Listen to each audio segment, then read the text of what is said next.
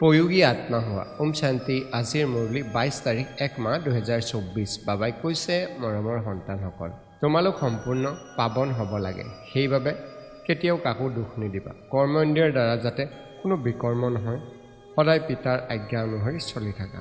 প্ৰশ্ন, পাঠৰ পৰা পাৰচ হোৱাৰ উপায় কি? কোনটো বেমাৰ এই ক্ষেত্ৰত বিঘিনি ৰূপ হয়? উত্তৰ, পাঠৰ পৰা পাৰচ হোৱাৰ কাৰণে পুৰা নাৰায়ণী চিন্তা থকা উচিত। দেহ অভিমান থাকিব নালাগে।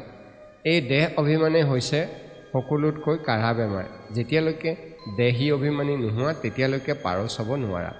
পাৰচ হোৱাসকলে পিতাৰ সহায়কাৰী হ'ব পাৰে। সেৱায়ো তোমালোকৰ বুদ্ধি সুন্দৰ কৰি দিব। ইয়াৰ বাবে পঢ়াৰ প্ৰতি পুৰা মনোযোগ দিয়া উচিত। ওম শান্তি। ধাৰণাৰ বাবে মুখ্য সাৰ 1, মন বচন কৰ্মৰে পবিত্ৰ হৈ থাকিব লাগে। কৰ্মেন্দ্ৰিয়ৰ দ্বাৰা কোনো বিকৰ্ম নহয়, তাৰ বাবে সাৱধান হ'ব লাগে। আত্মাক কাঞ্চন অৰ্থাৎ সোণ কৰি তুলিবৰ কাৰণে স্মৃতিত নিশ্চয় থাকিব লাগে। 2, দেহ অভিমানৰ কাঢ়া বেমাৰৰ পৰা ৰক্ষা পাবলৈ নাৰায়ণী নিচাত থাকিব লাগে। অভ্যাস কৰা, মই অশৰীৰ হৈ আছিলোঁ, এতিয়া অশৰীৰ হৈ উভতি যাব লাগে।